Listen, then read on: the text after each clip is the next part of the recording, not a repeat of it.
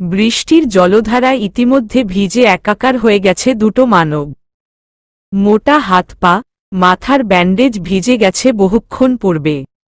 ধীরে ধীরে কফির কাপ ঠান্ডা হয়ে আসছে।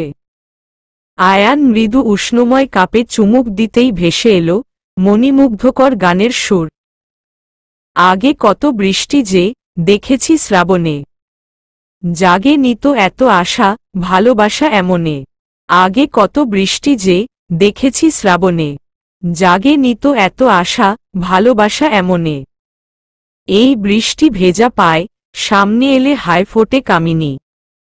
আজ ভিজতে ভালো লাগে শূন্য মনে জাগে প্রেমের কাহিনী। রিমঝিম ধারাতে চায় মন হারাতে, রিমঝিম ধারাতে চায় মন হারাতে। ইশরার মণিমুগ্ধকর সুরে নিজেকে উতলার সর্বস্তর মনে হল আয়ানের। নিজেকে গুটিয়ে রাখতে ব্যর্থ হল কফির কাপের মাঝে। উঠে দাঁড়াল সে, এক কদম ফেলতেই ঝাপসা হয়ে এলো আখি জোড়া। বৃষ্টির ফোঁটায় ঝাপসা হয়ে এসেছে চশমার কাচ। অন্ধকারে কিছু দেখার মতো ক্ষমতা অবকাশ রইল না তার মাঝে। চশমা খুলে নিল হাতের ভাঁজে, টি শার্টের নিম্নাংশ দিয়ে মুছে নিল চশমার কাচ। চোখে পরিধান করার আগেই হাত ফসকে নিচে পড়ে গেল প্রয়োজনীয় জিনিসটা। বসে পড়ল আয়ান, হাতড়াতে লাগল ছাদের মেঝে।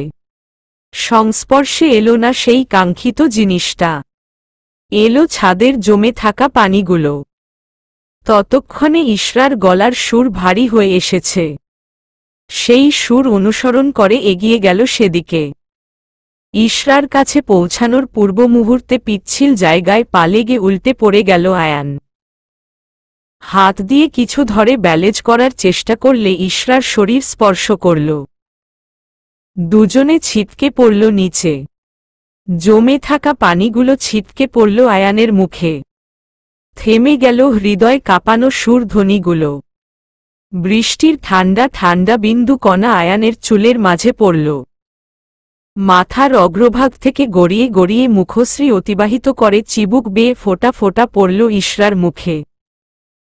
টানা টানা নেত্র যুগল কুঁচকে নিভু নিভু হয়ে আয়ানের চোখে বন্দি করল।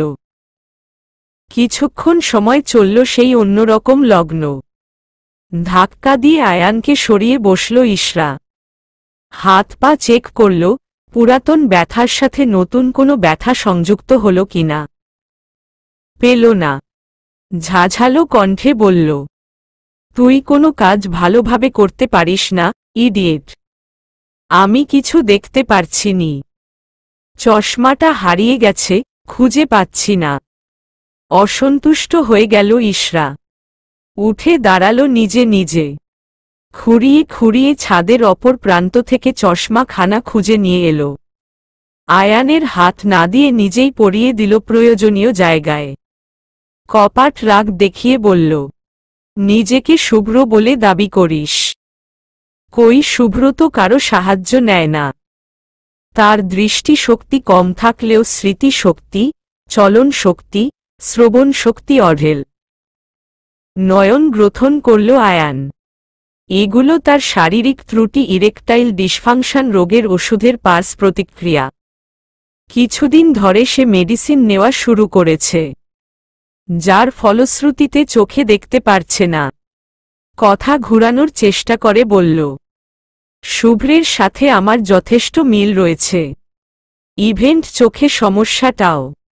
প্রায় বেশ কয়েক বছর ধরে এই সমস্যা, তবে বেশ জোরালো নয়। মাঝে মাঝে দেখতে পাই না, তখন চশমা ব্যবহার করি। মা আমাকে চশমা ব্যবহার করতে দেয় না।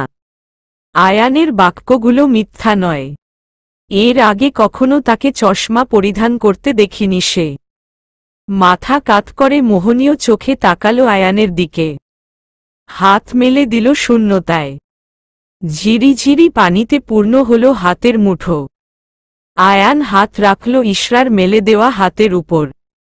হাতের পরশে সেই পানিগুলো আংশিক শব্দে নিচে পড়ে গেল। ঠোঁট চেপে একগাল হাসল ইশরা। দৃষ্টি গোচর হল না সেই মাতাল করা হাসি। চপল পা ফেলে দোলনার দিকে এগিয়ে গেল ইশরা। বসিয়ে দিল আয়ানকে। নিজেও বসল তার পাশে। কাপ হাতে নিল। বৃষ্টির শীতল পানিতে ডুবে গেছে কপির অবশিষ্ট অংশ। সেই হাড় কাঁপানো শীতল পানি ঢেলে দিল আয়ানের মাথায়।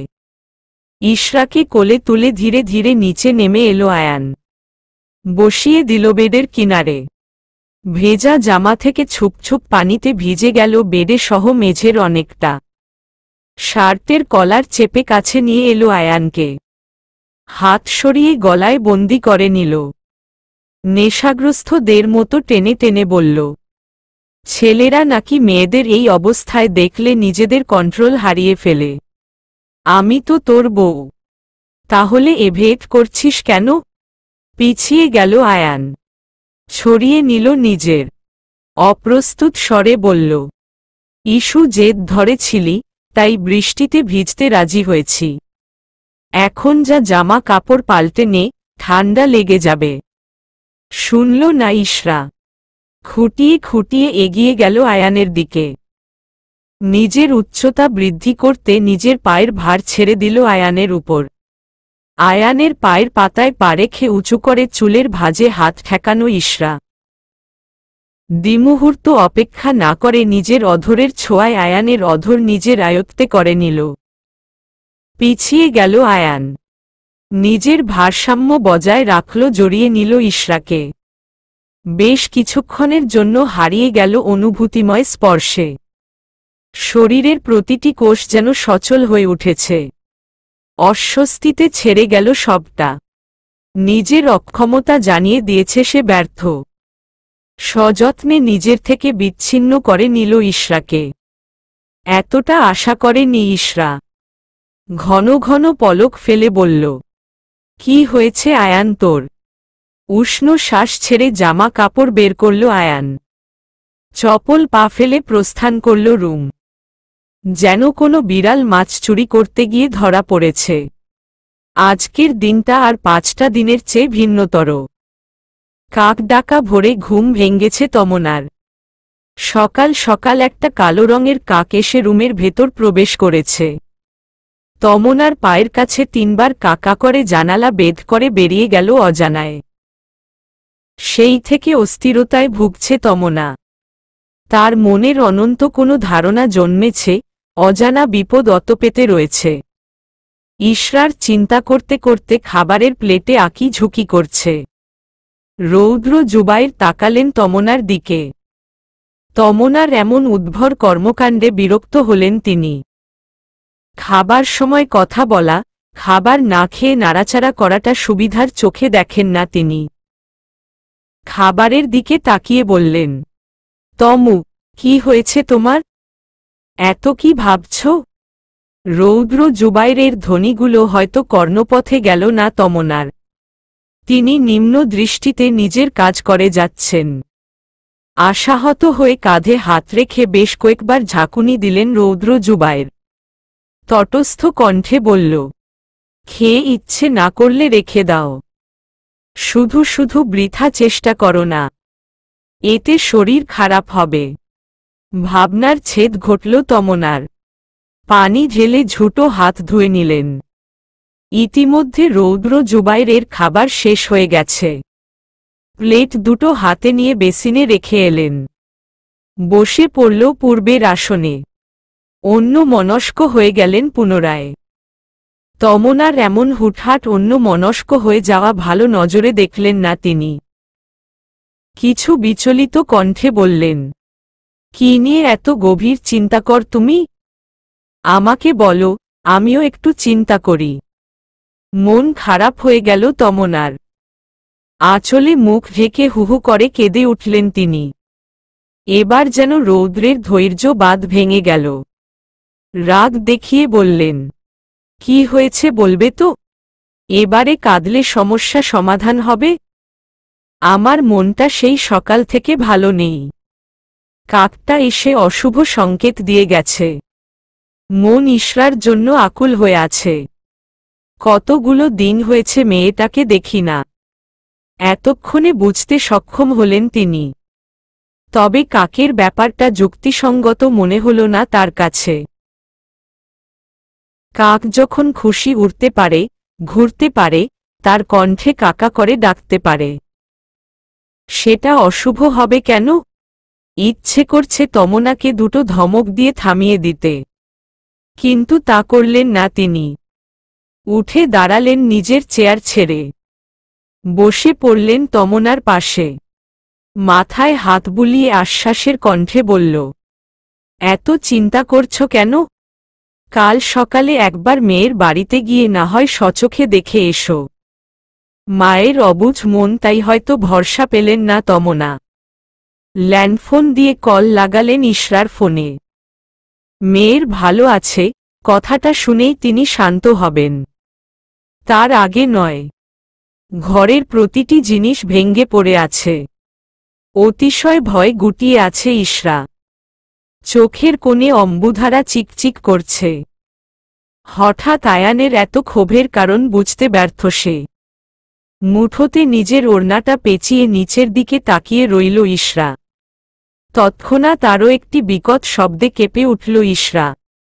আয়ান টেবিলের উপর সজ্জিত কাচের ফুলদানিটা ছুঁড়ে ফেলেছে নিচে। ভেঙ্গে ইশরার পায়ের কাছে ছুটে এলো সেই কাচের টুকরোগুলো।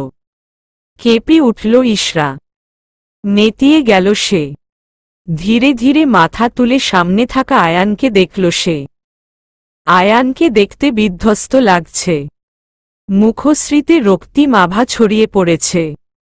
বড় বড় পা ফেলে আয়ানের সামনে গিয়ে দাঁড়াল, হাত রাখল কাঁধে, স্বল্প মাত্রায় ঝাঁকুনি দিয়ে বলল, আয়ান শান্ত হ। কি হয়েছে তোর? এত রেগে আছিস কেন? দাঁত কিরমির করে নয়ন যুগল বন্ধ করে নিল আয়ান।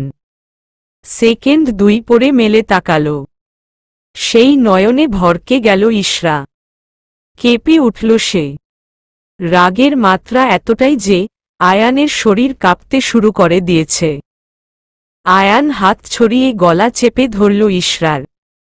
ছাড়াতে ব্যস্ত হল ইশরা, মাথা গিয়ে ঠেকাল দেয়ালের সাথে। হাতের সর্বশক্তি প্রয়োগ করল ইশরার গলায়। দুহাতে আয়ানের হাত ছাড়াতে ব্যস্ত হয়ে গেল। ব্যর্থ হল সে। নিঃশ্বাস ভারী হয়ে এসেছে তার। হা করে শ্বাস নেওয়ার চেষ্টা চালাল। জিভ মুখের মধ্যে সীমাবদ্ধ না থেকে বাইরে বেরিয়ে এলো। চোখ উল্টে গেল মুহূর্তে, মুখ থেকে তরল রক্ত বেরিয়ে আসতে লাগল। ইতিমধ্যে শরীরে শক্তি ক্ষয় হয়ে গেছে। হাত দুটো খসে পড়ল নিচে। নিজের হুঁশে ফিরল আয়ান। হাত ছেড়ে দিতেই দেয়ার ঘেঁষে নিচে বসে পড়ল ইশরা। দুহাত গলায় চেপে খকখক করে কেশে উঠল। সেই কাশি শব্দে আয়ানের কোনো ভাবাবেগ দেখা গেল না। বেদের কিনারায় বসে দুহাতে মাথা চেপে ধরল আয়ান। ইদানিং কি হচ্ছে তার সাথে কিছুই বুঝতে পারছে না। সামান্য একটা ব্যাপারেই এতটা হাইপার হয়ে যাচ্ছে। ঝাঝালো কণ্ঠে বলল, ইশরা এখান থেকে যা, তোকে আমি দুই চোখে সহ্য করতে পারছি না।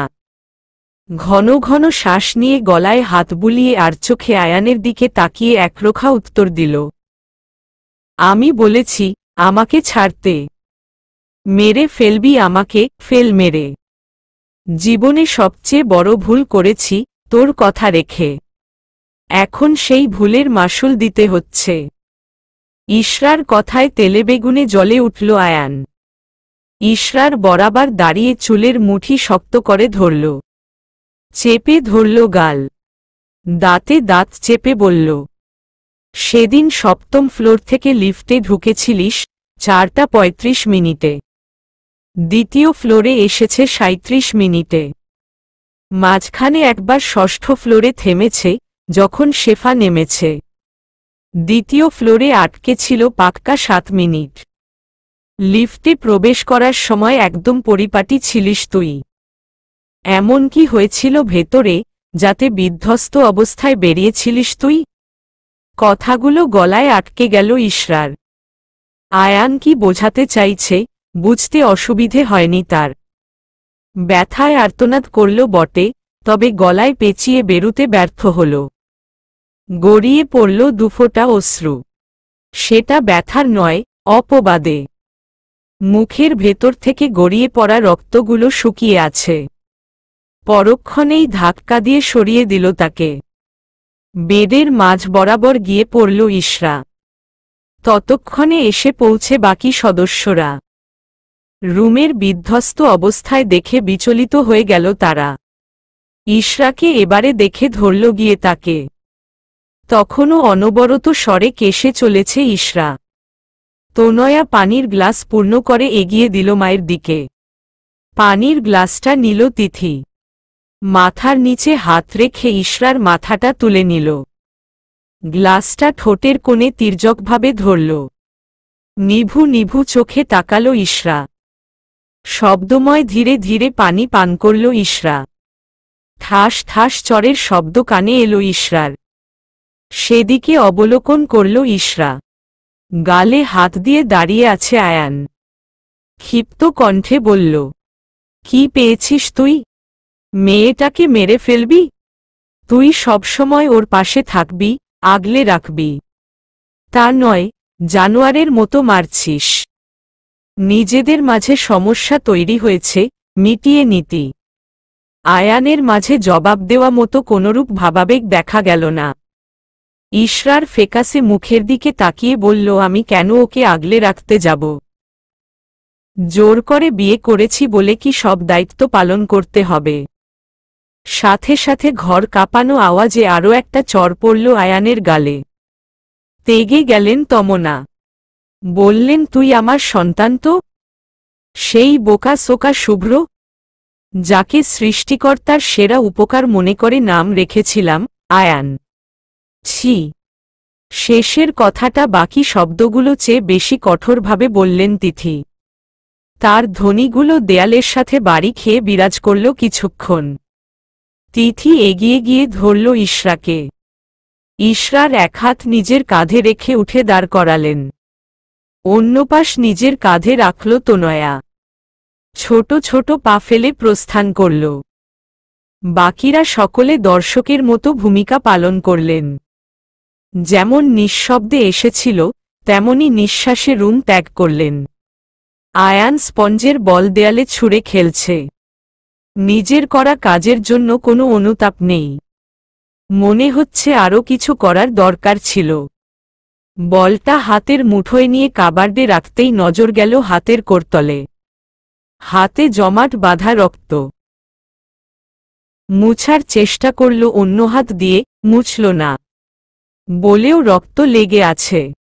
রক্তের উৎস খুঁজতে চারিদিকে অবলোকন করল। দেয়ালের পাশে ছিপছিপ রক্ত পড়ে আছে। মাথায় হাত রেখে বসে পড়ল আয়ান। কষ্ট হচ্ছে ইশরার সেই বিধ্বস্ত চেহারার কথা মনে পড়লে। ইচ্ছে করছে একবারের জন্য ইশরাকে দেখতে যেতে, কিন্তু তার ইগো তাকে থামিয়ে দিচ্ছে।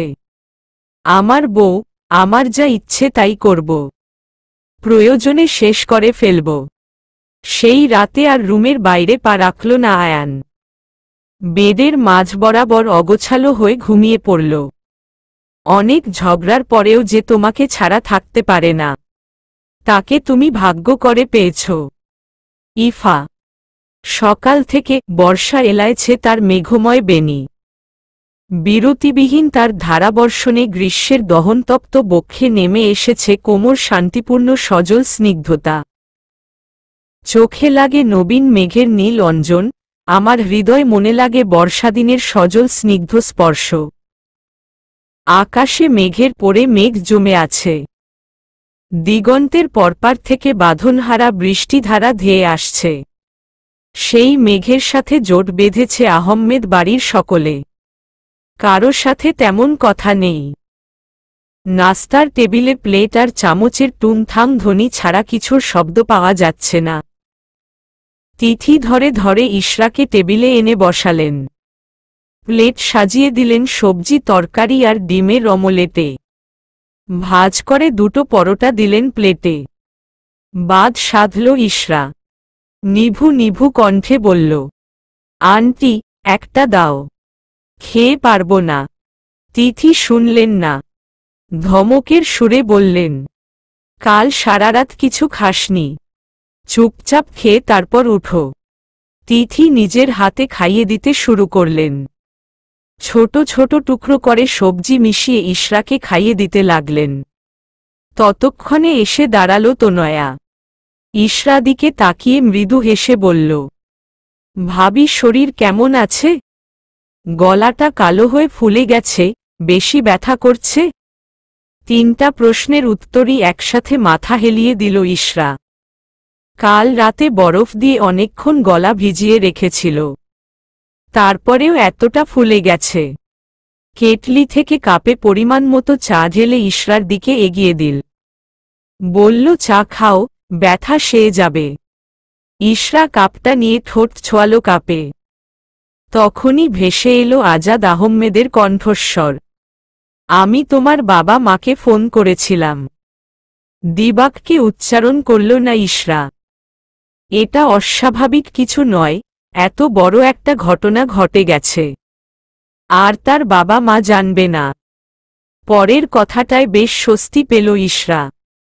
তবে তেমন কিছু বলিনি, বাড়িতে আসতে বলেছি। বিড়বিড় করে ইশরা বলল, তাহলে কিছু বলার দরকার নেই। আমি চাই না তারা কষ্ট পাক। নয়ন যুগল সরিয়ে সামনে দিতেই আয়ানের মুখশ্রী নজরে এলো ইশরার। রাঙ্গানিত চোখে সেদিকে তাকিয়ে রইল সে, একদম হিংস্রের মতো। বাম হাতের তর্জনী আঙুলটা ডুবিয়ে দিল গরম চায়ের কাপে। ধীরে ধীরে তাপমাত্রা বাড়তে লাগল। আঙুল জ্বলতে শুরু করল। আঙুল তুলল না কাপের মাঝ থেকে। বেশ কিছুক্ষণ সময় পেরিয়ে যাওয়ার পর উঠে দাঁড়াল ইশরা। হনহনিয়ে চলে গেল। দেয়ালে হেলান দিয়ে অশ্রু বিসর্জন দিচ্ছে ইশরা। শব্দহীন প্রাণের মানুষটির জন্য সেই কান্না। মন হালকা করার চেষ্টা।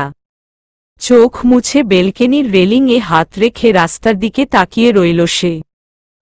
মনের কোণে বারবার উকি দিচ্ছে, আয়ান আসবে, নিয়ে যাবে তাকে। হয়তো পূরণ হল তার মনোবাসনা। শীতল কোনো পুরুষনালী হাত ইশরার কাঁধ স্পর্শ করল। বুকের ভেতরে বয়ে গেল সেই মাতাল করা হাওয়া। নিজের হাত সেই হাতের উপরে ঠেকাল। অনুভব করল সেই অতিপরিচিত আয়ানের স্মেল। অভিমানে মুখ ঘুরিয়ে নিল সে। এবার আয়ান তার হাত সরিয়ে নিল ইশরার কাঁধে থেকে। পেছনে থেকে কোমর জড়িয়ে ধরে কাঁধে নিজের চিবুক রাখল। কেঁপে উঠল ইশরা। শিহরিত হল সারা শরীর। কাপা কাপা অধর জোড়া নাড়িয়ে মৃদু স্বরে বলল, কেন এসেছিস তুই? আমার কতটা কষ্ট হচ্ছে তার মজা দেখতে। আয়ানের বাঁধন দৃঢ় হয়ে এলো। চেপে ধরল ইশরাকে। কাঁধ থেকে থুতনিটা তুলে শব্দ করে সময় নিয়ে অধর ছুঁয়ে দিল ইশরার গালে। নিজের গালে হাত রাখল ইশরা। আয়ান পর মুহূর্তে সেখানে অধর ছুঁয়ে দিল।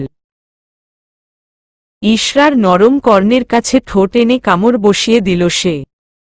বিড়বিড় করে বলল, ইস্যু, এই ইস্যু পাখি, রেগে আছিস আমার উপরে নাকি অভিমান করে আছিস?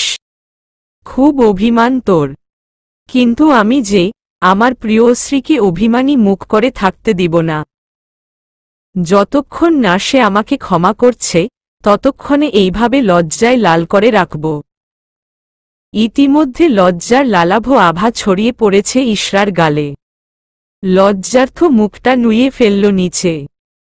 আয়ান নিজের দিকে ঘুরিয়ে নিল ইশরাকে। অধর ছুঁয়ে দিল গলায়। মাথা তুলে ইশরার নয়নে নয়ন বন্দি করল।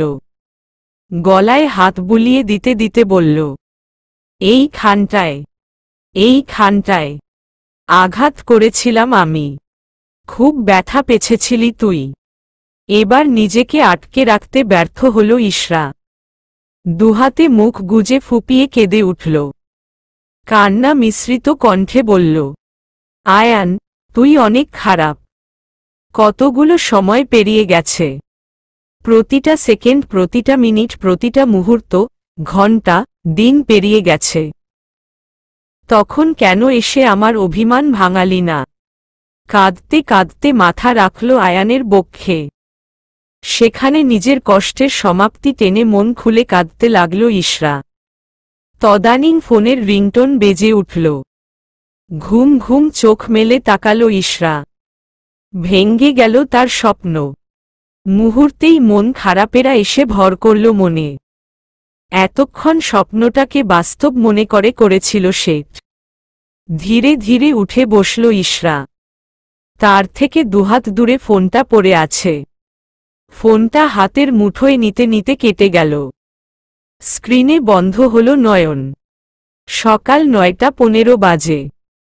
কালকের বিকেলে আয়ানের বাড়ি থেকে ফিরে বেডে গা হেলিয়ে দিয়েছিল। কখন তন্দ্রা লেগে এসেছিল জানা নেই। গতরাত নির্ঘাত কাটানোর ফলে এই রাতটা ঘুমিয়ে কাটিয়েছে। পুনরায় ফোন বেজে উঠল তার। দুষ্টু নামটা জ্বলজ্বল করল। দুয়ান ফোন করেছে। রিসিভ করে শ্রবণপথের কাছে নিতেই এপার থেকে ঝাঝালো কণ্ঠস্বর শোনা গেল। কই তোরা? তোদের সারপ্রাইজ দিতে এয়ারপোর্ট থেকে বাড়িতে গিয়ে আবার তৈরি হয়ে ভার্সিটিতে এসেছি, কিন্তু সেখানে আয়ান আর তোর দেখা নেই। 10 মিনিট সময় দিলাম, তাড়াতাড়ি চলে আয়। ফোনটা নামিয়ে বেডের উপর ছুঁড়ে ফেলল ইশরা। কিছুক্ষণ বসে রইল নিরিবিলিতে। পরক্ষণেই জলদি উঠে পড়ল সে। কাবার্ড থেকে প্রয়োজনীয় জিনিস নিয়ে দৌড় লাগালো ওয়াশরুমে। ক্যান্টিনে মুখোমুখি বসে আছে 4 বন্ধু। মুখ ভার করে আছে দুয়ান।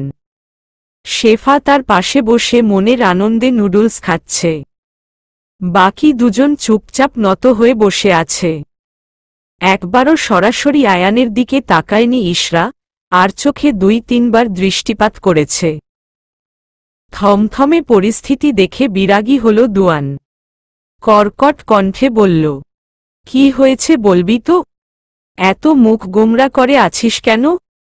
একরোখা জবাব দিল ইশরা, কোথায় মুখ থমথমে করে আছি? তোর জন্য তাড়াতাড়ি করে আসতে গিয়ে ব্রেকফাস্ট করতে পারিনি, তাই কথা বলতে পারছি না। তুই এখনো খাসনি? ইস্যু, এত দিন পেরিয়ে গেছে। মানুষ বদলে যায় আর তুই মোটেও বদলাসনি। ইশরা আয়ানের দিকে অবলোকন করল। সে তো নিজেকে পাল্টাতে চেয়েছিল, কিন্তু ভাগ্য তাকে পাল্টাতে দেয়নি। সে কখনো আয়ানকে ক্ষমা করতে পারবে না, না নিজেকে পাল্টাতে পারবে। তাচ্ছিল্যের হেসে বলল, চাইলেই কি পাল্টে যাওয়া যায়? তাছাড়া গিরিগিটি সেকেন্ডে সেকেন্ডে পাল্টে যেতে পারে, মানুষ নয়। ইশরার কথন শেষ হওয়ার আগেই আয়ান ফিরে চাইল তার দিকে। ইশরা তদানীং আয়ানের দিকে তাকিয়েছিল। বিধায় দুজনের চোখাচোখি হয়ে গেল। আয়ানের সময় লাগল না ইশরার কথা বুঝতে। ইশরাত তাকে মিন করে কথা বলছে, বাকিরা না জানলেও সে জানে। দুজনের দৃষ্টি ব্যাঘাত ঘটল দুয়ানের কথায়। বুঝতে পারছি, ঝগড়া হয়েছে। মিটিয়ে নিস সময় বুঝে। একটু থেমে আবার, রাফসানের কি খবর সেটা বলাগে? রাফসান ভার্সিটির সিনিয়র। পড়ালেখা বাদ দিয়ে রাজনীতি নিয়ে বসে আছে। ইশরাকে নিয়ে ক্ষণে ক্ষণে আয়ানের সাথে ঝগড়া হতো তাদের। বলতে গেলে মেয়েবাজ একটা ছেলে। সাথে সাথে চপল পড়ল দুয়ানের কাঁধে। রাঙ্গানিত কণ্ঠে বলল, শেফা তোকে কতবার বলল, তুই যাওয়ার পর ওরা ভার্সিটিতে আসেনি। তাই ইশরাকে বিরক্ত করার কোনো চান্স নেই মামা। স্বস্তির নিঃশ্বাস ছাড়ল দুয়ান। ইশরাকে নিয়ে কতবার রাফসানের সাথে ঝগড়া হয়েছে হিসেব নেই। কেটে গেল বেশ কিছুক্ষণ। শেফা নেড়েচেড়ে খাচ্ছে। চারপাশে শব্দগুলো বেড়ে চলেছে। দুয়ান নুডলস অর্ডার করল। বাদ সাধল ইশরা। অভিমানী স্বরে বলল, এখন আমার খেতে ইচ্ছে করে না। কাল রাত থেকে খাইনি অথচ ক্ষুধা নেই। কিছুই ভালো লাগছে না। তোরা থাক, আমি ক্লাসে যাচ্ছি। কাউকে কিছু বলতে না দিয়ে উঠে দাঁড়াল সে। কাঁধে ব্যাগটা নিয়ে বেরিয়ে গেল ক্যান্টিন থেকে। সিঁড়ি বেয়ে ব্যস্ত পায়ে ধাবিত হল ক্লাসরুমের দিকে, কিন্তু শেষ পর্যন্ত পৌঁছাতে পারল না সেখানে। তার আগেই হাত টেনে অন্ধকার ক্লাসরুমে ঢুকিয়ে নিল কেউ। দরজা বন্ধ করে চেপে ধরল দেয়ালের সাথে। কাপা কাপা গলায় কিছু বলতে নিলে হাত চেপে ধরল মুখে। এক হাতে তার মুখ চেপে আছে, অন্য হাতে দিয়ে ইশরার দুহাতে। ভরকে গেল ইশরা। শ্বাস ক্রমশ ভারী হয়ে আসছে তার। মুচড়া মুচড়ি শুরু করে দিয়েছে। পরক্ষণেই নেতিয়ে গেল ইশরা। নিজেকে যথেষ্ট স্বাভাবিক করে নিল। নড়াচড়া থামিয়ে দিল। আঁখি জোড়া দিয়ে অন্ধকারের মাঝে থাকা মানুষটিকে দেখা না গেলেও ভয় করল না ইশরা। কারণ এই স্পর্শ তার গভীরভাবে পরিচিত। আয়ান এসেছে। বাঁধন আলগা করে সরে গেল সে। ধীরে ধীরে পরিষ্কার হতে লাগল অন্ধকারের বেষ্টিত রুমটা। সরে গেল সেই মানুবটি। বসে পড়ল কিছুটা দূরে বেঞ্চিতে। বলল, আমার উপরে রাগ করে খাওয়া কেন বন্ধ করেছিস তুই? আবার আমাকে কটু কথাও শোনাচ্ছিস দেখছি। বাহ, দুদিনে অনেক বড় হয়ে গেছিস দেখছি। প্রতিউত্তর দেওয়ার মতো ভাবাবেগ খুঁজে পাওয়া গেল না ইশরার ভেতরে। বেরিয়ে যাওয়ার চেষ্টা করল ক্লাসের ভেতর থেকে। সক্ষম হল না। প্রবেশদ্বারের সিটকিরি উপর থেকে বন্ধ। অসন্তুষ্ট হল ইশরা। পায়ের পাতা মৃদু উঁচু করে সিটকিরি খোলার অদম্য চেষ্টা করল। সফল হল না সে। ফোঁস করে শ্বাস ছাড়ল সে। বর্তমানে তার ইচ্ছা এলিয়েন হওয়া। যে এলিয়েন কেউ দেখেনি। আকাশ সমপরিমাণ লম্বা সে। তাহলে পা দিয়ে আয়ানকে পিষে ফেলত। আচ্ছা, এলিয়েনের পা আছে তো। ইশরা যখন গভীর ভাবনায় বিভোর তৎক্ষণাৎ ভেসে এলো আয়ানের গানের স্বর। পাগলে কিনা বলে, ছাগলে কিনা খায়। গাধাকে যত পেটাও, সে কি ঘোড়া হয়। অগ্নিরুদ্ধ দৃষ্টিতে আয়ানের দিকে তাকাতেই দৃষ্টি সরিয়ে নিল সে। জীবনেও ইশরা আয়ানের সাথে কথা বলবে না। কোমরে হাত রেখে ফোঁস করে করতে করতে বলল, আমি কাউকে কিছু জিজ্ঞাসা করিনি। আমি দেয়ালকে বলছি, অন্য কারো গায়ে লাগছে কেন? গা ছাড়া ভাব নিয়ে আয়ান বলতেই অতিশয় ক্ষোভে ফেটে পড়ল ইশরা। সর্বশক্তি দিয়ে আঘাত করল দরজায়। দরজা তো খুললই না, বিপরীতে আঘাতপ্রাপ্ত হল চরণ। হট্টহাসিতে ফেটে পড়ল আয়ান। হনহনিয়ে বেঞ্চির কাছে চলে গেল ইশরা।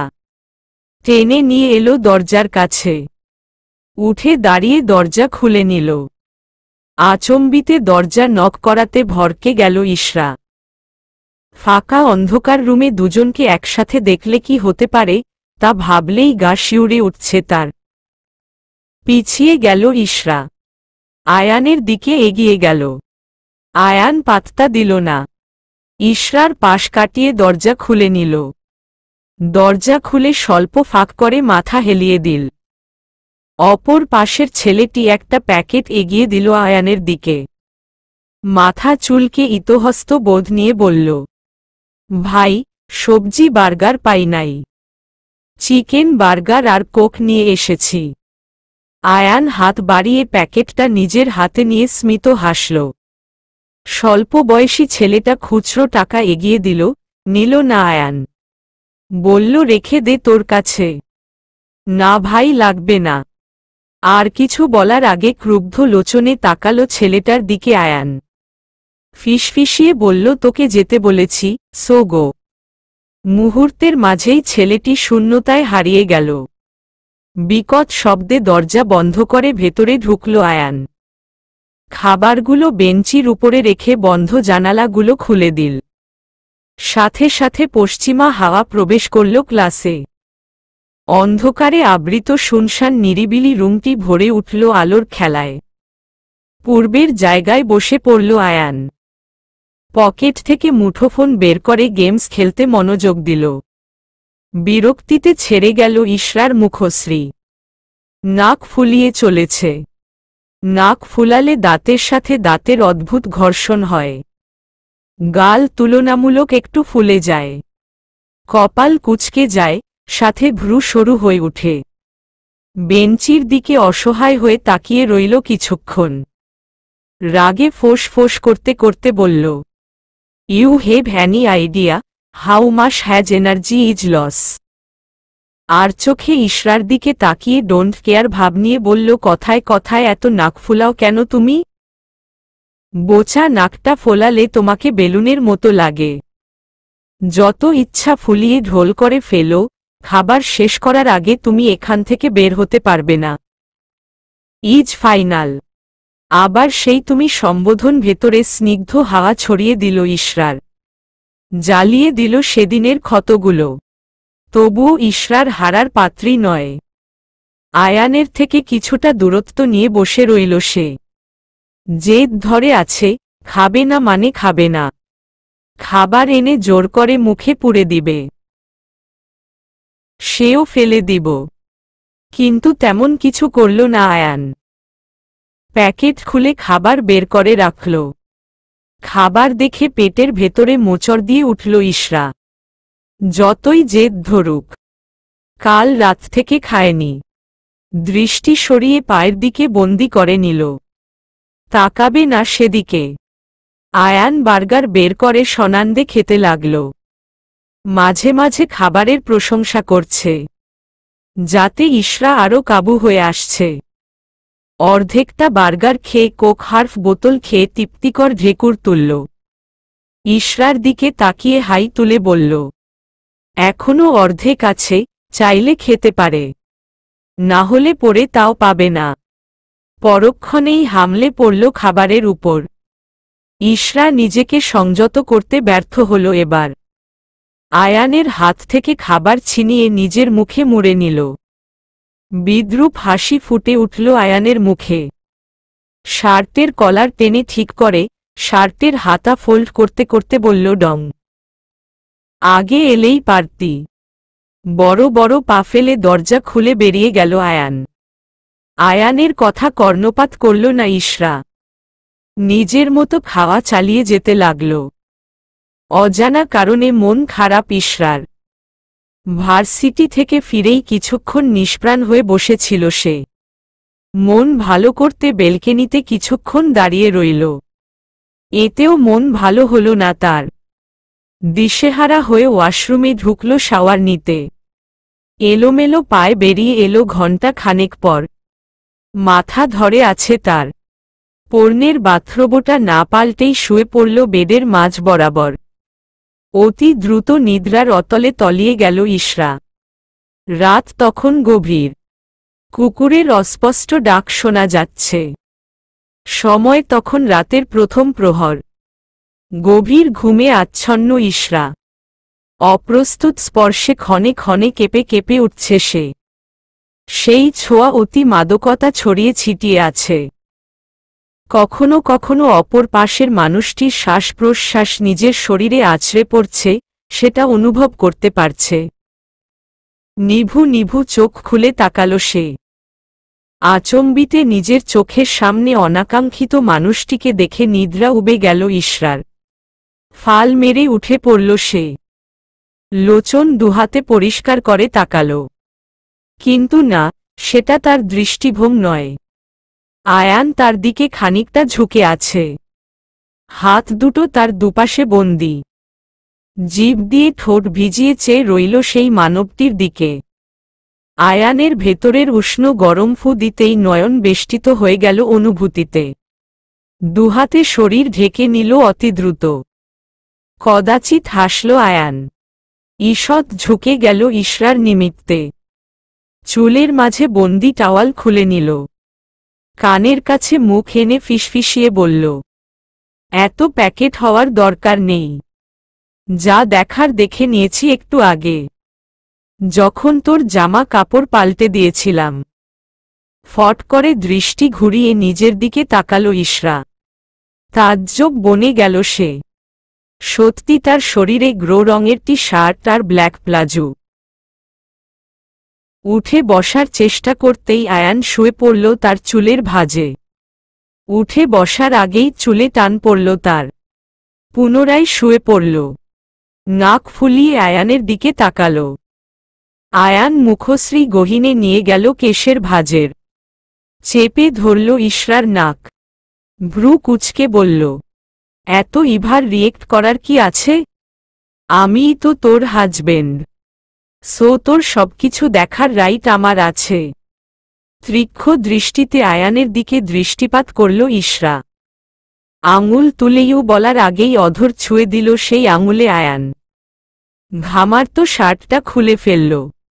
শুকে বলল, এই সব বাদ দে। উঠেই যখন গেছিস, দেখ আঙ্কেলের অব্যবহৃত কিছু পাস কিনা। বিন্দু পরিমাণ নড়তে দেখা গেল না ইশরাকে। আয়েশ করে হাই তুলে চোখ বন্ধ করে নিল। আয়ান ফোন বের করল। ফোনের কোণ দিয়ে কপালের কিনারায় স্লাইড করতে করতে বলল, একটু আগে যেই স্মরণীয় মুহূর্তটা আমি দেখেছি, সেটা ফোনেও ভিডিও করে রেখেছি, যাতে সবাই দেখতে পারে। তাছাড়া তুই জামা কাপড় না আনলেও সমস্যা নেই। বস্ত্রবিহীন না হয় বউয়ের সামনে ঘোরাঘুরি করব। লজ্জায় কর্ণ উষ্ণ হয়ে এলো ইশরার। আয়ান দেখল না। সে নিজের মতো ওয়াশরুমে ঢুকে গেল। নাক ছিচকাল ইশরার। ফোঁস ফোঁস করতে করতে নামল নিচে। চোখ আটকে গেল ডাক্তারি রিপোর্টের মাঝে। কার আবার কি হল? ইশরা চমকালো বটে, তবে পাত্তা দিল না। বেরিয়ে গেল রুম থেকে। ডাইনিং এ আলোর রেখা দেখা যাচ্ছে। এগিয়ে গেল সেদিকে। তমনা খাবার বাড়ছে। সংকোচে পড়ল ইশরা। কৌতূহলী কণ্ঠে বলল, মা, এত রাতে ঘুম রেখে কি করছো এই সব? তমনা ইশরার দিকে না তাকিয়ে নিজের কাজ করতে করতে বলল, বিয়ের পর প্রথম জামাই এসেছে। ভালো মন্দ না খাওয়ালে চলে। তেমন কিছু করতে পারলাম কই? গরুর মাংস, মুরগির মাংস আর ডিমের কোরমা। কালকে আরও ব্যবস্থা করব। তুইও একটু সাহায্য কর। ঠোঁট উল্টে গেল ইশরার। গরু, মুরগি, ডিম, তাও নাকি কম? ইশরার জন্য কখনো এত সব খাবার রাঁধেনি, অথচ বাইরের একটা ছেলের জন্য রাঁধছে। বিরক্তিকর কণ্ঠে বলল, মা, আয়ান এর আগেও অনেকবার এসেছে। জামাই হিসেবে তো আসেনি। দমে গেল ইশরা। ভেংচি কাটল সে। সুচালো কণ্ঠে বলল, এখন এই কাজ রেখে তোমার জামাইয়ের জন্য একটা ছেঁড়া জামা থাকলে দাও, পরে রাস্তার মোড়ে বাটি নিয়ে বসবে। ছি, এই সব কোনো ধরনের কথা ইস্যু। প্রপার সম্মান করতে শেখ। তমনা রুমের দিকে এগিয়ে গেল। গ্রো রঙের ফতুয়া আর লুঙ্গি এনে ইশরার হাতে ধরিয়ে দিল। ইশরাও বিনা বাক্যেও লুঙ্গি আর ফতুয়া নিয়ে রুমে চলে এলো। ততক্ষণে ওয়াশরুম থেকে বেরিয়েছে আয়ান। আয়ানের লোমকূপে জমে আছে বিন্দু বিন্দু জলকণা। আজ ইশরার কাছে আয়ানকে পৃথিবীর সবচেয়ে সুন্দরতম পুরুষ লাগছে। আখিযুগল আটকে গেল আয়ানের আখিতে। সাথে সাথে নিম্নোক্ত দৃষ্টি নিক্ষেপ করল সে। ইশরার সোজাসুজি দাঁড়ালো আয়ান নামক যুবকটি। ইশরার শুষ্ক হাতটা নিজের জলজমা বুকের বাম পাঁজরে রাখল। কেঁপে উঠল ইশরা। তট জলদি হাত সরিয়ে নিল। আয়ান বাধা মানল না। ইশরার দুহাত নিয়ে কাপল ডান্স শুরু করে দিল। ভেজা ভেজা ঠোঁট নাড়িয়ে গান গাইল মৃদু স্বরে। নাচ শেষ করে কোলে তুলে নিল ইশরাকে। ঢিলে হয়ে এলো পর্নের টাওয়াল। শব্দহীন খসে পড়ল সেটা। সামনে রক্ষিত আয়নাতে দৃষ্টিগোচর হল অনাকাঙ্ক্ষিত কিছু। মস্তিষ্ক অচল হয়ে উঠল ইশরার। হাত থেকে খসে পড়ল জামা কাপড়গুলো। ইশরাকে ফেলে দিল আয়ান। দ্রুত টাওয়াল তুলে ঠিক করে নিল। ভ্রু কুঁচকাল ইশরা। বাঁকা হেসে বলল, ঢেকে লাভ নেই। যা দেখার দেখে নিয়েছি। পুরো জাদুঘরে সংরক্ষিত করা যাবে। ঢেকে লাভ নেই। যা দেখার দেখে নিয়েছি। পুরো জাদুঘরে সংরক্ষিত করা যাবে। মাথায় হাত দিয়ে আবার, ফোনের কথা মনে ছিল না, না হলে ফোনে ছবি তুলে রাখতাম ভাবা যায়। অস্বস্তিতে পড়ে গেল আয়ান। আয়ান ঈষৎ ঝুঁকে প্রয়োজনীয় জামা কাপড় নিয়ে পরিধান করে নিল। ডিলেঢালা ফতুয়াটা নিয়ে নড়াচড়া করল কিছুক্ষণ। চুলগুলো পেছনে হেলিয়ে দিয়ে বলল, যেটা দেখার দেখেছিস, তোরটা আমি দেখেছি আর আমারটা তুই দেখেছিলাম। এতে সাহসিকতার কিছু হয়নি। বিরাগী হল ইশরা। ছেলেটা ভাঙবে তবুও মুচকাবে না। একটু লজ্জা পেলে কি এমন অশুদ্ধ হয়ে যেত? মুখ বাঁকিয়ে নিল সে। মুহূর্তেই কোমরে ব্যথা অনুভব করল। কিছু সময় পূর্বে আয়ান যে তাকে ফেলে দিয়েছে, সেই কথাটা বেমালুম ভুলে গেছিল সে। কোমরে হাত দিয়ে স্লাইড করল। এগিয়ে এলো আয়ান। এক হাঁটু ভাঁজ করে ইশরার পাশে বসল। নিজের ঠান্ডা শীতল হাতটা গলিয়ে দিল টি শার্টের ভেতর দিয়ে উন্মুক্ত কোমরে। শীতল হাতের স্পর্শে মিইরে গেল ইশরা। হামাগুড়ি দিয়ে এগিয়ে গেল সামনের দিকে। পরক্ষণেই নিজেকে শূন্যতায় আবিষ্কার করল ইশরা। আয়ান তাকে নিজের কোলে তুলে নিয়েছে। বেডের মাঝ বরাবর বসিয়ে দিল। কাবার্ডের কয়েকটা ড্রয়ার খুঁজে খুঁজে নিজে এলো মুখ। তর্জনীতে নিল স্বল্প পরিমাণ। অন্য হাতে খানিকটা সরিয়ে নিল টি শার্টের নিম্ন অংশ। ধীরে ধীরে লাগিয়ে দিতে লাগল ব্যথার্ত স্থানে। একদিকে আয়ানের স্পর্শগুলো, অন্যদিকে ব্যথা সহ্য করতে সক্ষম হল না সে।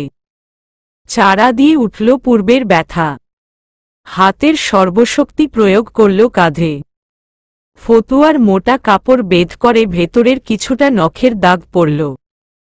হাত সরিয়ে বাকিটা নিজের পর্নের ফতুয়া সরিয়ে কাঁধে দিয়ে নিল।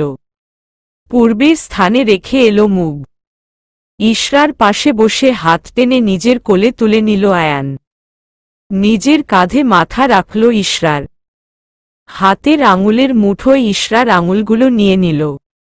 গভীরভাবে অধর ছুঁয়ে দিল তাতে। অতঃপর অন্য হাত চুলের গহীনে নিয়ে নিল। ঠোঁটের কাছাকাছি এনে সেখানে সন্তপর্ণে ছুঁয়ে দিল। আবেগ উফুল্ল কণ্ঠে বলল, ইস্যু, এই ইস্যু পাখি, আর মাত্র কয়েকটা দিন। তনুর বিয়ের আগেই তোমাকে নিজের কাছে নিয়ে যাব। তার আগে আমার ব্যর্থতাটা সফলতায় বদলে নেই। পারবে না সেই পর্যন্ত অপেক্ষা করতে? মাথা তুলে আয়ানের দিকে দৃষ্টিপাত করল ইশরা। মৃদু ধাক্কা খেলে আয়ানের চিবুকে। নড়ল না সে। মাথায় তালগোল পাকিয়ে গেল তার। আয়ানের ব্যর্থতা, তনুর বিয়ের। কাপা কাপা ঠোঁট জোড়া নাড়িয়ে বলল তনু তো দুয়ানকে। ইশরার কথা কেড়ে নিয়ে আয়ান বলল, ভালোবাসে তাই তো? মৃদু নাড়িয়ে সায় দিল ইশরা। দুহাতের বাঁধনে বেষ্টিত করে নিল ইশরাকে। বুকে মুড়িয়ে দম বন্ধ করে বলল, আঙ্কেল নিজে দুয়ানের জন্য তোনাকে পছন্দ করেছেন। দিন 2 পরে এসে দেখে যাবেন। তখন তোরাও যাবি। নিজের শরীরের সমস্ত ভর তখন ছেড়ে দিয়েছে আয়ানের উপর। নয়ন গ্রথন করে সেই মুহূর্তটাকে অনুভব করতে ব্যস্ত ইশরা। সেই মুহূর্ত থেকে বেরিয়ে আসার আকাঙ্ক্ষা নেই তার।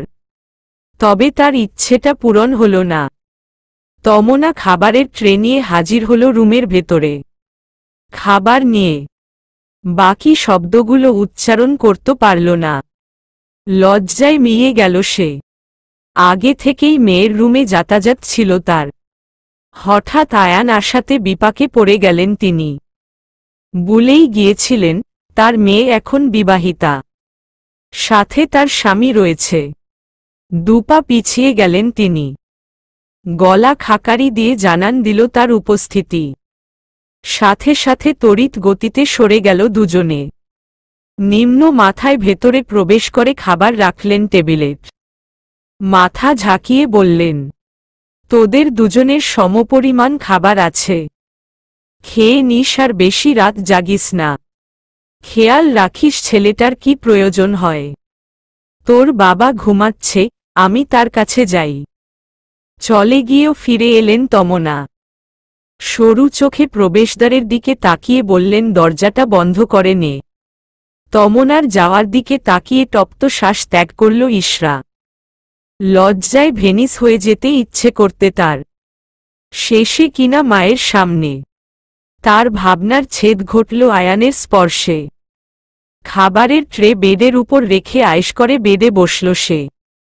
সুচালো কণ্ঠে বলল, ইস্যু তাড়াতাড়ি নিজের হাতে খাইয়ে দিত। খাবার খেয়ে কম্বলের ভেতরে ঢুকে বউকে জড়িয়ে বিন্দাস একটা ঘুম দিব। ভেতরে থাকা অস্বস্তি নিয়ে আয়ানকে খাওয়াতে বসল ইশরা। প্রথম লোকমা খাবার তুলে দিতেই আয়ান ফিরিয়ে দিল। জড়ানো কণ্ঠে বলল, তুইও কিছু খাসনি, খেয়ে নে। পরের বার মুখে নিল আয়ান। তৃপ্তি করে পেট পুড়ে খেলছে। খাওয়ার মাঝে দুষ্টুমি করে ইশরার হাতে কামড় দিল সে। আজকের সকালটা খুব সুন্দর। চারিদিকে রোদ ঝলমল করছে। যদিও বর্ষাকাল, মাঝে মাঝের দিনগুলোতে আকাশ ভার করে থাকে, কিন্তু আজকে একদম পরিষ্কার। তবে ইশরার মন ভার করে আছে। সকালটা আর 5টা দিনের চেয়ে সুন্দর হওয়ার কথা ছিল, কিন্তু হল না। নিদ্রা ভঙ্গ হওয়ার পরে সেই মানুষটিকে দেখা হয়নি তার। হয়তো ভোরেই চলে গেছে। তাকে জানানোর প্রয়োজন বোধ করেনি, নাকি সেটা তার দুঃস্বপ্ন ছিল। মনে খারাপ করে উঠে বসল সে। কিছুক্ষণ স্তব্ধ হয়ে বসে থেকে ফ্রেশ হয়ে বেরিয়ে এলো নিচে। রৌদ্র, জুবাইর আর তমনা তখন ব্রেকফাস্ট করছে। চেয়ার টেনে বসল। আমতা আমতা করে মাকে প্রশ্ন ছুড়ল, মা, কালকে কি আয়ান এসেছিল? অবাকের ভঙ্গিতে ইশরার দিকে তাকালো তমনা। অবাক হল কিনা জানা নেই। বিয়ের আগে ঘুমের মাঝে কিছু ঘটলে ভুলে যাওয়া স্বাভাবিক ছিল। বললেন, তুই তো নিজে আমার কাছ থেকে তোর বাবার ফতুয়া লুঙ্গি এনে আয়ানকে পরতে দিয়েছিলি। ভুলে গেছিস? আসলে আয়ান তোর ঘুমা ভাঙাতে চায়নি, তাই আমাকে যাওয়ার আগে বলে গেছে। তার মানে ইশরার ধারণা ভুল নয়, আয়ান এসেছিল তার কাছে। তাহলে যাওয়ার আগে কেন বলে যায়নি? রাতে একবার বিয়ে, সক্ষমতা, ব্যর্থতার কথা বলেছিল। একটা ডাক্তারটি রিপোর্ট দেখেছিল। সব মাথার উপর দিয়ে চলে গেল তার। রিপোর্টটা খুলে দেখার কথা ভুলে গিয়েছিল সে। মস্তিষ্ক সচল হতে লাগল তার। তাকে একবার আয়ানের বাড়িতে যেতে হবে। কোনোরকম খাবার শেষ করে বেরিয়ে গেল আয়ানদের বাড়ির উদ্দেশ্যে। বেকুলতা ছুড়ে গেছে সকলের। ইশরা যেন প্রথমবার আয়ানদের বাড়িতে এসেছে। এটা ওটা খাওয়াচ্ছে তাকে, গল্প জুড়ে দিচ্ছে। কখনো রিহু এসে আয়ানের কথা বলছে, আবার তনয়া এসে তার বিয়ের কথা বলছে। তবে কারো অসুস্থতার কথা শুনেনি। 12টার দিকে এসেছিল আর এখন 2টো ছাড়িয়ে গেছে। এত কিছুর পরে পৌঁছালো আয়ানের ঘরে। হাফ ছেড়ে বাঁচল সে। একে একে আয়ানের প্রতিটি জিনিস খুঁটিয়ে দেখতে লাগল ইশরা। কাবার্ডের জামা কাপড় অগোছালো করে ছুঁড়ে ফেলেছে সে।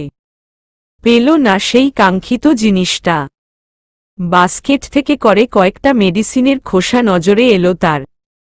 দ্রুত ব্যাগ রেখে দিল। পুনরায় খুঁজতে ব্যস্ত হয়ে গেল।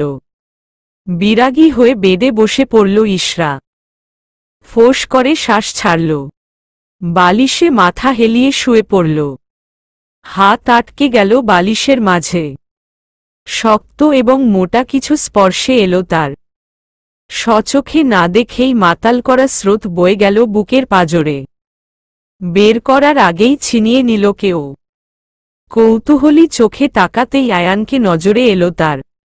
বালিশটা উঁচু স্থানে রেখে ক্ষেপা দৃষ্টিতে তাকালো ইশরার দিকে। উঁচু গলায় বলল, এটা কোনো ধরনের অসভ্যতামো ইশরা? কারো পারমিশন ছাড়া তার জিনিসে হাত দেওয়া, নষ্ট করা। এটা তোমার একার ঘর নয়, আমারও ঘর। তাই যেখানে সেখানে হাত দেওয়ার সমস্ত অধিকার আমার রয়েছে, রাইট নাও। ইশরা, আগে তুমি এখানে থাকতে, এখন নয়। So out. ভ্রু কুচকে আয়ানের দিকে তাকিয়ে রইল ইশরা। নড়ল না এক পা সমপরিমাণ। ইশরার এমন ব্যবহারে অসন্তুষ্ট হয়ে উঠল আয়ান। হাত ধরে টেনে দরজার বাইরে বের করে দিল ইশরাকে। তুমুল শব্দে দরজা বন্ধ করে দিল। পুনরায় দরজা খুলে ব্যাগটা ছুঁড়ে ফেলে বন্ধ করে দিল। দেয়ালে হেলান দিয়ে বসে পড়ল নিচে। হাঁটুতে হাত রেখে আবেগিত কণ্ঠে বলল, কেন আমার দুর্বলতায় আঘাত করো তুমি ইশরা? আমি জানি আমি অক্ষম, ব্যর্থ, কিন্তু ঠিক হওয়ার চেষ্টা করছি। মাত্র কিছুদিন অপেক্ষা করা যেত না? বেলকেনির গ্রিলে মাথা ঠেকিয়ে অশ্রু বিসর্জন দিচ্ছে ইশরা। হাজারবার চাইলেও সহ্য করতে পারছে না। যতবারই মুছার চেষ্টা করছে ততবারই পূর্ণ হচ্ছে অশ্রুতে। তাই না মুছেই রেখে দিল। আয়ানের বারবার অবহেলা তার সহ্য হচ্ছে না।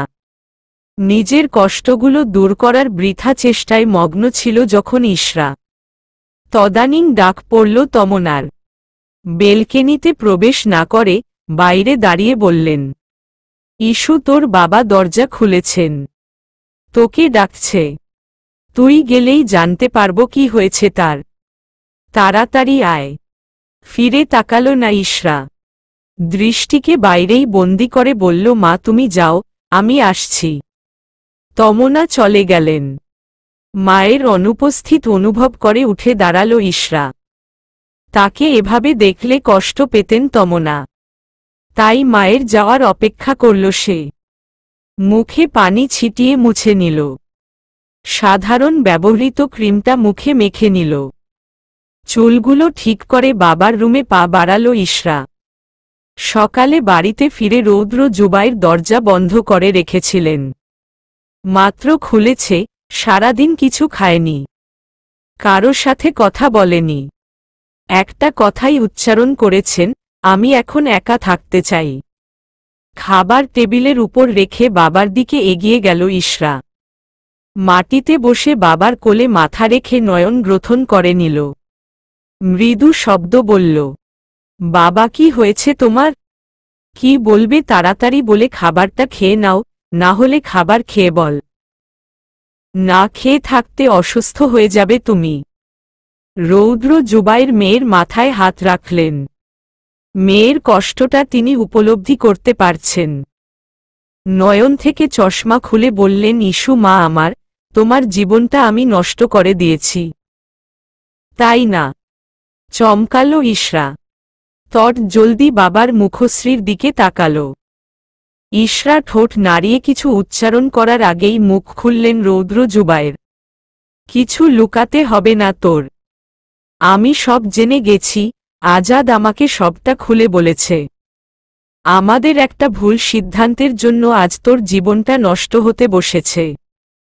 চিন্তা করিস না মা, আমি তোর ভালো জায়গায় বিয়ে দিব। খুব ভালো থাকবি তুই। বাবা, এখানে তোমাদের কোনো দোষ নেই। সব দোষ আমার ভাগ্যের। তাছাড়া আমি আর আয়ান পালিয়ে বিয়ে করেছি। রৌদ্র জুবাইর মেয়েকে থামিয়ে দিলেন। তিনি যদি আয়ানের সাথে ইশরার বিয়ে ঠিক না করতেন তাহলে এমন কিছু আদৌ হতো না। হঠাৎ মাথার ভেতরে বজ্র বিদ্যুৎ খেয়ে গেল। হাত দিয়ে মাথা চেপে ধরলেন তিনি। সামলে নেওয়ার চেষ্টা করলেন। মৃদু স্বরে বললেন, দোষ তোর ন। বাক্য শেষ করতে পারলেন না। দুহাতে মাথা চেপে নুয়ে পড়তেন। দ্বিমুহূর্ত অতিক্রম হওয়ার আগেই বসা থেকে চেয়ার নিয়ে উল্টে পড়লেন তিনি। চোখ উল্টে গেল তার। শ্বাস নেওয়ার চেষ্টা করলেন। দ্রুত এগিয়ে গেলেন তমনা। আংশিক শব্দে গালে আঘাত করে বলতে লাগলেন, এই শুনছ? কি হয়েছে তোমাকে? এমন করছ কেন? কথা বলো। রৌদ্র জুবাইর যেন আরো শক্তহীন হয়ে পড়লেন। বাবার এমন অবস্থায় ইশরা যেন বাকরুদ্ধ হয়ে গেছে। বর্তমানে তার বাবাকে ধরা উচিত নাকি ডাক্তারকে ফোন করা উচিত, হসপিটালে নেওয়া উচিত নাকি আশেপাশের কাউকে ডাকা উচিত? কিছুক্ষণ নিজের সাথে যুদ্ধ করে সামান্য শক্তি সঞ্চয় করল সে। দ্রুত পানি ভর্তি গ্লাসটা হাতের মুঠোয় নিয়ে নিল। বাবার মাথার নিচে হাত রেখে দুই ওষ্ঠের মাঝ দিয়ে এলিয়ে দিল পানি। খেলেন না রৌদ্র জুবায়ের। মুখের ফাঁক দিয়ে অধর গড়িয়ে গড়িয়ে পানিটুকু নিয়ে পড়ে গেল। এই মুহূর্তে নিজেকে সবচেয়ে বেশি অসহায় লাগছে তার। তমনার দিকে তাকালে ভেতরটা ভেঙে যাচ্ছে তার। বাম হাত সামান্য উঁচুতে উঠিয়ে পালস রেট চেক করে নিল ইশরা। পালস দ্রুত গতিতে বিট করছে। হসপিটালের করিডোরে বসে আছে ইশরা। হাত নিজের মাথায় বন্দি, নয়নজোড়া বন্দি গভীর অন্ধকারে। চোখ মেললেই গড়িয়ে পড়বে না চাওয়া অম্বুধারা। নিজেকে যথাসাধ্য শক্ত রাখার চেষ্টা করছে, কিন্তু ভেতরে ভেতরে ঠিকই ভেঙে পড়ছে।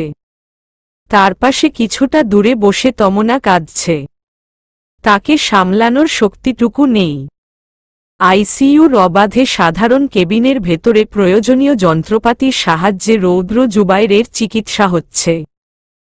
উঠে দাঁড়ালো ইশরা। এগিয়ে গেল কিছুটা দূরে।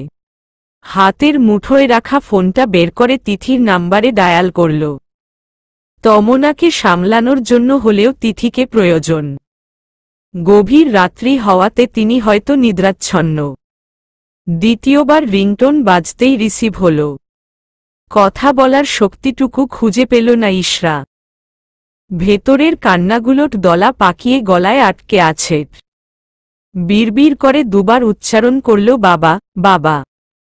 বুঝতে সক্ষম হল সে পারবে না। ফোনটা নিয়ে এগিয়ে এলো।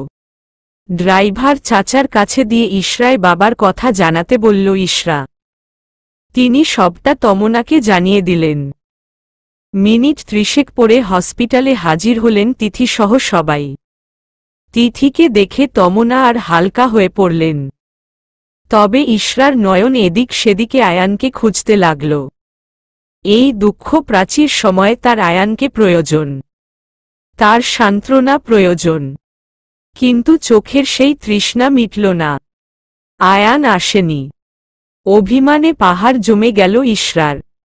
ইতিমধ্যে দরজা খুলে বেরিয়ে এলেন সবুজ রঙের জামা পরিহিতা নার্স। মুখের মাস্ক খুলে বললেন, 3 নং আইসিইউর ভেতরে রেহানা নামের একজন নার্স আছে, তাকে আসতে বলবেন। বলেই আবার ভেতরে চলে গেল সে। ইশরা বেরিয়ে এলো নার্সকে খুঁজতে। রিসেপশন থেকে কক্ষের অবস্থান জেনে এগিয়েছে গেল সেদিকে। প্রবেশদ্বারের বাইরে কাউকে দাঁড়িয়ে থাকতে দেখে এগিয়ে এলো একজন নার্স। এসে জিজ্ঞাসা করলেন, কি চাই এখানে? রেহানা নামের একজন নার্সকে ওখানে খুঁজছি। নার্সকে সঙ্গে নিয়ে পুনরায় এগিয়ে গেল বাবার কেবিনের সামনে। মাঝপথে থেমে গেল তার চরণ। একটু আগের দেখা দৃশ্যগুলো মস্তিষ্কে সচল হয়ে উঠল। আইসিইউর ভেতরে কাকে দেখেছে সে? এক মুহূর্ত সময় অবিলম্ব না করে এক প্রকার দৌড় ছুটে গেল সেদিকে। কাচের সামনে দাঁড়াতেই সেই অনাকাঙ্ক্ষিত মানুষটিকে নজরে এলো তার। এবার অম্বুধারা আটকে রাখতে ব্যর্থ হল সে। গড়িয়ে পড়ল গাল বেড়ে নিচে। বিড়বিড় করে অধর নাড়িয়ে শব্দহীন উচ্চারণ করল সে আয়ান। পর মুহূর্তেই চোখ মুছে একই জায়গায় বন্দি করে নিল সে। না, তার দেখা ভুল ছিল না। ওড়নার শেষ প্রান্ত দিয়ে মুছতে লাগল কাজটা। বিনিময়ে গ্লাসটা আরও পরিষ্কার পরিচ্ছন্ন হয়ে উঠল। কিন্তু দৃষ্টিভ্রম হল না। প্রবেশদ্বারের সাথে পিঠ ঠেকিয়ে ধীরে ধীরে বসে পড়ল সে। আর সহ্য করতে পারছে না। সবকিছু অগোছালো, এলোমেলো লাগছে তার কাছে। নার্স এগিয়ে এলো ইশরার দিকে। এক হাঁটুতে ভর দিয়ে ইশরার দিকে ঝুঁকে বললেন, ম্যাম, কি হয়েছে আপনার? শরীর খারাপ লাগছে? মাথা তুলে অবলোকন করল ইশরাত। আঙুল তুলে আইসিইউর ভেতরে উদ্দেশ্য করে বলল, আয়ান এখানে কি করছে? কি হয়েছে ওর? উনি তো ইরেকটাইল ডিসফাংশন রোগে আক্রান্ত। তার চিকিৎসা চলছে। ছেলেটার আর তার ওয়াইফের জন্য কষ্ট হচ্ছে। বিয়ের পরের দিন ছেলেটা জানতে পারে সে ইরেকটাইল ডিসফাংশন রোগে আক্রান্ত। ভাবতে পারছেন? ছেলেটা মেয়েটাকে না জানিয়ে ট্রিটমেন্ট নিতে থাকে। লাভের চেয়ে ক্ষতিই বেশি হচ্ছিল। সাইড ইফেক্টের জন্য দুজনের মাঝে দূরত্ব ক্রমশ বাড়ছিল। অবশেষে ছেলেটা সিদ্ধান্ত নেয় পেনাইল ইনজেকশন নিবে। সেই প্রসেসটাই ভেতরে চলছে। বাকরুদ্ধ হয়ে গেল ইশরা। আয়ান এত বড় একটা সমস্যায় জর্জরিত আর সেখানে ইশরা কিছুই জানে। তার জন্য ছেলেটা নিজেকে স্বাভাবিক করার চেষ্টা করছে। অশ্রুসিক্ত নয়নে বলল, এটা কিভাবে করা হয়? পেনাইল ইনজেকশন যেমন আলপ্রোস্টাডিল ইনজেকশন। এই পদ্ধতিতে আলপ্রোস্টাডিল একটি সূক্ষ্ম সূচ দ্বারা পুরুষাঙ্গের গোড়ায় বা পাশে ইনজেক্ট করা হয় এবং এটি প্রায় 1 ঘন্টার জন্য ইমারত বজায় রাখতে সাহায্য করে। ইনজেকশন পাঠ প্রথমে অভিজ্ঞ স্বাস্থ্যসেবা পেশাদারদের দ্বারা দেওয়া উচিত। চিকিৎসার এই পদ্ধতির সাফল্যের হার 85% হিসাবে উচ্চ। আলপ্রোস্টাডিল 2 বা ততোধিক ওষুধের সাথে মিশে যেতে পারে যা বি মিক্স বা ট্রিমিক্স সংমিশ্রণ হিসাবে পরিচিত, যা একা অ্যালপ্রোস্টাডিলের চেয়ে শক্তিশালী এবং ইরেকটাইল ডিসফাংশনের জন্য আদর্শ চিকিৎসা হয়ে উঠেছে। এই পদ্ধতির সাধারণ পার্শ্ব প্রতিক্রিয়াগুলির মধ্যে রয়েছে হালকা রক্তপাত এবং দীর্ঘায়িত ইরেকশন, প্রিয়াপিজম। আর শোনার ক্ষমতা রইল না ইশরার মাঝে। ক্রমশ নয়নজোড়া ঝাপসা হয়ে আসছে তার। শরীরের ভারসাম্য হারিয়েছে, জ্ঞান হারালো সেখানে। ধীরে ধীরে মস্তিষ্ক তলিয়ে গেল অতল গভীর অন্ধকারে। চলবে ইনশাআল্লাহ।